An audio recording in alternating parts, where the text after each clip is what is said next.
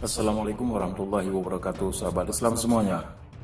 Tidak banyak dari kita yang tahu bahwa sebenarnya bangsa Arab terbagi kepada dua komunitas besar yang berbeda secara genetika. Menurut Abdullah Al-Bakri dalam Mu'jam Ma Ista'jam, ada terminologi berlainan yang digunakan menyangkut identitas dari dua bangsa Arab yang secara genetika ternyata berasal dari dua garis nasab yang berbeda, yaitu Arab Qahtani dan Arab Adnani.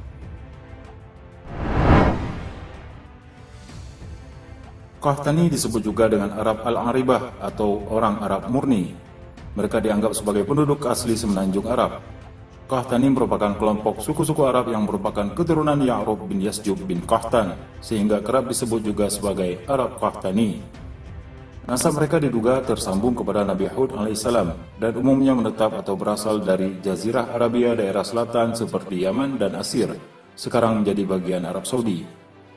Orang Arab Qahtani memiliki kulit cenderung berwarna gelap. Adapun Adnani merujuk kepada bangsa Arab keturunan Ismail alaihissalam yang muncul belakangan dibandingkan Arab Qahtani.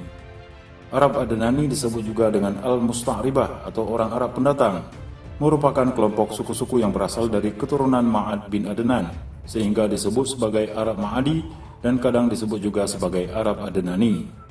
Ma'ad bin Adnan diduga terhubung hingga ke Nabi Ismail dari ibu Bani Jurhum. Arab Adnani ini merupakan pendatang ke Jazirah Arab, mengingat Nabi Ismail alaihissalam sebagai moyang mereka, meskipun lahir di Mekah, namun bukan berasal dari semenanjung Arab, melainkan dari negeri Irak, Babilonia. Adnani adalah populasi Arab berkulit terang atau putih yang menempati wilayah utara Jazirah Arab.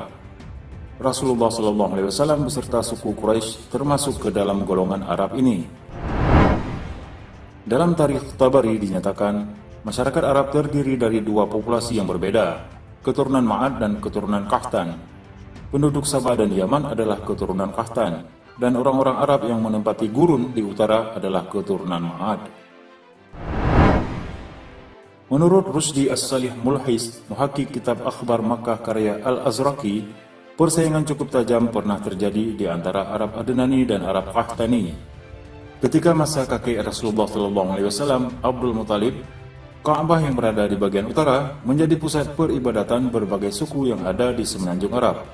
Hal ini menimbulkan kecemburuan dari orang Qahtan yang berada di selatan semenanjung Arab. Maka Arab Selatan pun menciptakan Ka'bah tandingannya, yaitu Zulkhalasah, yang disebut juga dengan Ka'bah Al-Yamaniyah atau Al-Yamamah.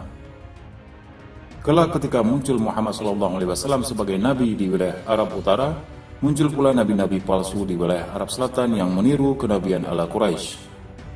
Sebut saja Al-Aswad Al-Anasi dari kabilah Anas yang merupakan keturunan kabilah Muzih di Yaman. Kabilah ini tinggal di wilayah tengah Yaman. Hal demikian juga diikuti oleh suku-suku Arab yang anti terhadap dominasi Quraisy.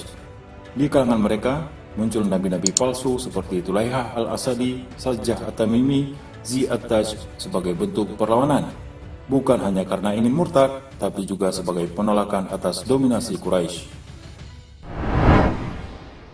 Namun setelah Islam diterima oleh seluruh semenanjung Arab, Islam pun menyebar ke barat dan timur, antara lain berkat jasa dan upaya bahu-membahu dari kedua bangsa Arab ini. Khusus untuk Qahtani, keberadaan keturunan mereka juga tersebar dari negeri Maghribi hingga ke Asia Tenggara. Keutamaan Qahtani di akhir zaman terdapat dalam hadis Rasulullah SAW. Imam Ahmad dan Asy-Syaikhani Al-Bukhari dan Muslim meriwayatkan dari Abu Hurairah radhiyallahu an bahwasanya Rasulullah SAW bersabda, "Tidak akan tiba hari kiamat hingga keluar seorang laki-laki dari Qahtan yang menggiring manusia dengan tongkatnya." Wallahu a'lam bissawab.